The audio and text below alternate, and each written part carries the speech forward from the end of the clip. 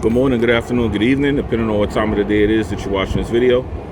Yeah, I know I was gonna come and make this video since I've been talking about the prop firm situation, and I like to update y'all since I was actually promoting prop firms heavily at one point. And I'm, shout out to prop firms. I'm not gonna come here and bash them, but yeah, man, True Forex Funds is gone, right?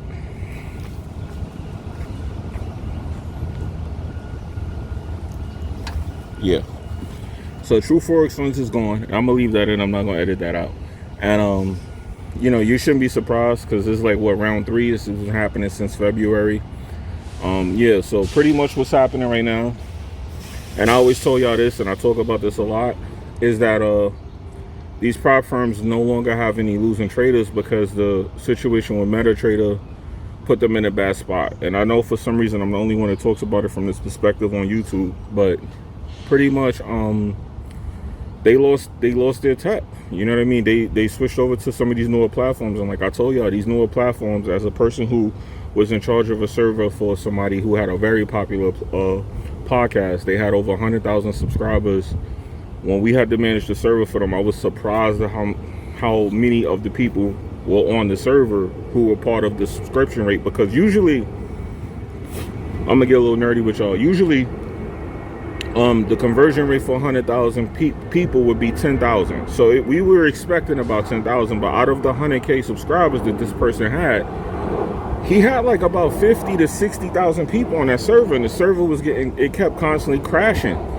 And the problem with a server and the amount of people is you have to like do it live. You have to let the people get on there and see how much the server crashes to see how much bandwidth you need.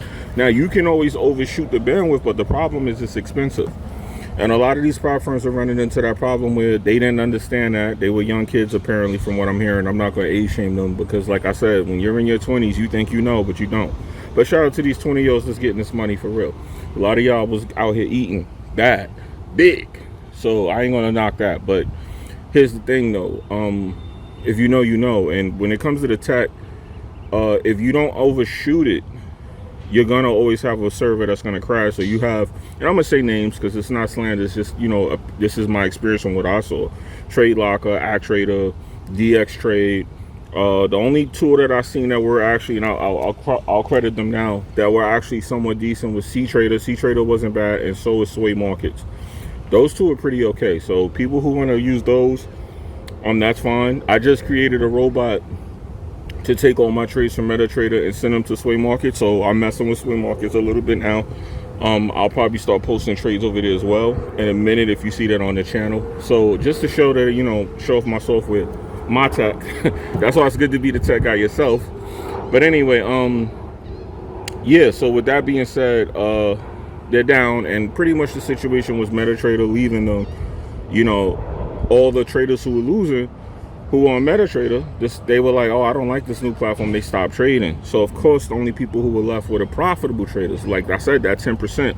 Now, if you're living off of the 90% of those people that's failing, and now all you got is 10% of people here were requesting payouts, you're going to run out of money, because that's how these businesses are being sustained. I'm stuttering, and I don't stutter.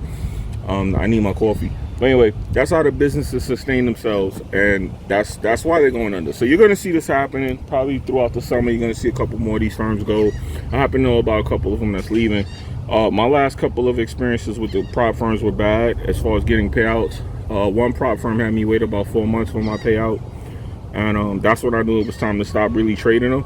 But this is what I want to talk about with the prop firms. I want to give credit, because sometimes it ain't always bad. Look, if you were there and you made profit, right? For the people who are profitable, who made profit, because there's a few of us out there, right? Be thankful, because this wasn't supposed to be something that we stayed in. I always promoted these prop firms with the ideal that you were supposed to take the money, and when you get the money, you're supposed to take it and put it in a live account. So if you weren't doing that, and you were sitting there thinking that you were gonna like leave your job and trade for somebody's money on a fake server and all that, and that wasn't gonna end some kind of way, you just haven't been trading long enough. Because for people who've been trading for a couple years, y'all saw a lot of crazy things already. So in the last 5 years, I've seen all of this crazy stuff. Companies closing, opening, strategies, different people using different things, and every time there's a new hot thing in this community. So if you didn't think that this was the new hot thing and it was going to stay here, then you weren't trading long enough. But a lot of us should have known this was like the end game. This was like, okay, get the money and put it in a real account, which is what I did. So I was using the prop money in front of my real account from the gate. So I can't really complain about them being gone because, yeah, I lost some money. Yeah, I got scammed a lot as far as not receiving payouts, getting denied. And I remember when I was posting, up until maybe recently, I was posting that I got denied. And people were like talking about, well, why would you not get denied and this and that, and they were saying all this crazy shit, and I'm like, yo, bro, am I the only one trading? Because I'm telling you, they've been denying me. They've been finding way, like, or even recently with Orlando closed my account, and that's a regulated broker. So I said, yo, they sent me an email. One day I woke up and I noticed the ticker to trade was gone, and I said, well, why is this gone? And whenever I see that, the first thing I've learned since all of this stuff is go check your email. So when I checked my email, there was an email in there from them telling me that they closed my account. They wouldn't tell me why. And they told me in order for me to come, they allowed me back. They didn't ban me. They just closed my account. They said, if you want to come back here, you have to make a whole new account with a whole new address, email address. I said, that's crazy. And they were like specifically telling me that they banned my email address so for whatever reason. And I made another account and they did it again. So I said, yo, I'm going through this with regulated brokers. I'm going through this with prop firms. Even on futures, I just recently had an account closed. They didn't tell me like I did anything wrong. They just closed the account. You know, the money was there to withdraw, and I couldn't trade on the account. They were telling me just transfer the money over, and I had to transfer the money over and open a new account. So I don't know what be going on, but it seemed like a lot of these people are crunched, and this prop firm going down. I keep thinking it's my Forex funds and it's True Forex funds, right?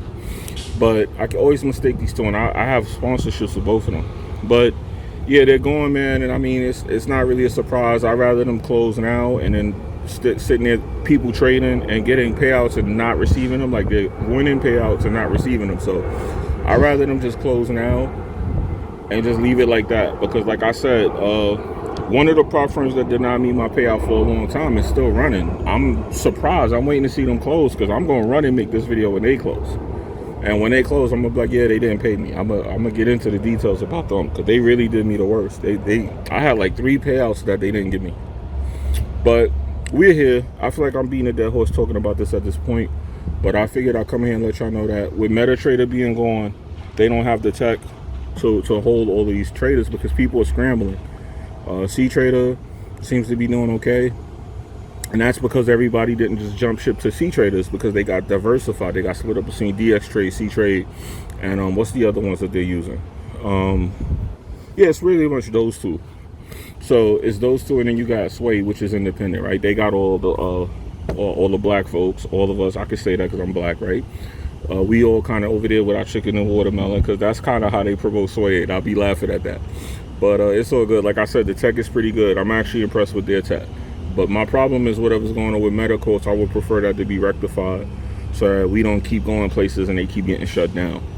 So I just wanted to give y'all my 2 cents and tell y'all, because people are talking about everything but the obvious. MetaTrader was needed in order for these prop firms to be sustainable, and MetaTrader's cleaning up its acts because they're part of that RICO case that's happening in New York.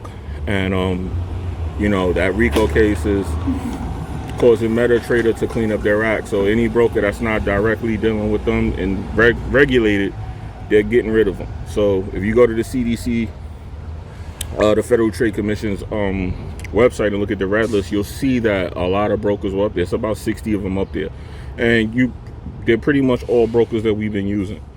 So when this is all said and done, it'll probably be no more Forex unregulated brokers in America at all. It'll probably just be regulated. So we kind of already there. Most people either left trading or they jump ship the futures anyway. So I'm one of the few that's trading both. I'm not fond of futures as much as I'm in Forex. Forex is more fast paced to me. I saw somebody saying that futures is a faster paced trading community, and I'm like, this is what blows my mind. The person who said this was on a podcast recently, and he said this, and this is the guy who got accused of scamming who said this. And I'm like, first of all, the market cap for Forex is in the $1 trillion range, and the market cap for futures is in the $1 billion range, and you're telling me that the one with the smaller market cap is moving faster. This is how you know these people don't know how to trade or what they be talking about. Because honestly, I learned that from crypto. You want to trade the hot crypto? Go to the crypto with the biggest market cap, and you'll get the most volatility in your trades. You see what I'm saying? So you want to buy high, buy low, sell high. You would go to the most volatile crypto. How would you pick that? You would pick that by looking at the market cap. I trade based on volatility primarily. So the fact that this guy who been here longer, who is all over, he's named after a car. The fact that he can say that is crazy to me. And y'all sit up there talking about this guy know what he's talking about. But once again, it could be because he's young. Because when you're in your 20s, you think what you're saying makes sense. But then when you get older, you start in your 30s and your 40s, you be like, damn, I didn't know shit back then. So it could be one of those situations. So I'll give him grace on that. But yeah, you always want to look at the market cap to determine what is going to be the most opportune thing to trade. Because if it has a lot of volume, that means it has a lot of volatility. And volatility will give you your buys and your sells. Does it make sense what I'm saying? So, you know, not to try and sound like a know-it-all, because I definitely feel like I can learn. I learn from dudes younger than me. I learn from dudes older than me. You can always learn from somebody. So I'm not trying to say, oh, just because somebody's older, they know more. That's definitely not the case. There's a lot of fools my age running around here that are stupider than someone half their age, okay? So, and I just said stupider. That's not even a word. But anyway, they're dumber. But yeah, so it's just part of the program, man. We got to keep cleaning it up. A lot of these unregulated companies who are getting through these white label loopholes to get on MetaTrader, they're getting kicked off, and they're seeing now without MetaTrader, they're losing their money. Once again, if you want to know about the MetaTrader stuff, just type in, just look at all my prep firm videos, and you'll get more information. I want to keep talking about the same thing in every video, but bottom line is they should have took care of that $500,000 RICO case that MetaQuotes had. Because it was only $500,000. I'm very surprised that these brokers didn't just give them that money to settle that. And maybe MetaQuotes didn't want to settle it, but the fact that it happened, now all the books are going to get open, and this is the result of all the books opening. So now they get to see who's really running what, and what companies are legit and what companies are not. And then by these companies not being legit, they're able to see that these companies need to be closed, and that's what's happening. And the fact that they only have the profitable traders there. Now, let me give you this logic and I'll close out the video with it. If only 10% of traders stayed who are making money, how could the prop firm succeed when these prop firms are built?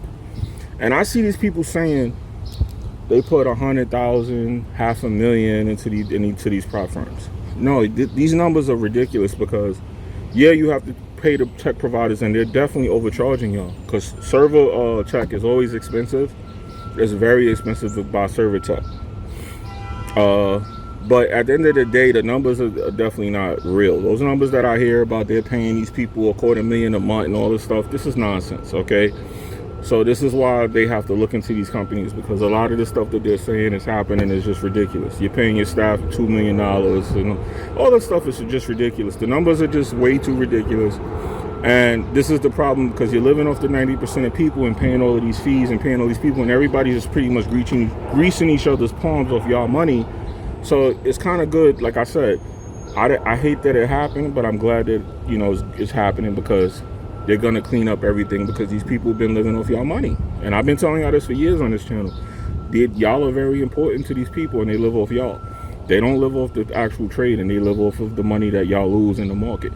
That's why a lot of this stuff that they teach y'all, it teaches y'all how to be okay with losing your trades, and how to just be losing money and going about your day. You know, I be trying to get y'all out of y'all jobs. They don't want to hear that. They rather y'all stay at those jobs, so that every week when y'all get paid, y'all pay them. They want y'all sufficient and relying on them. You know what I'm saying? So those channels thrive because they do the marketing and shit, like the IML. Because I saw when I went to one IML meeting, and I saw how they market, and I said, this shit, I don't got it in me. Like, you got to know your limitations. I wish I kind of had some of that bullshit in me, but I don't. I worked for so many years for my job that I learned that the only way to really get by is to earn and work. So I never learned all of this slick shit that people are doing now.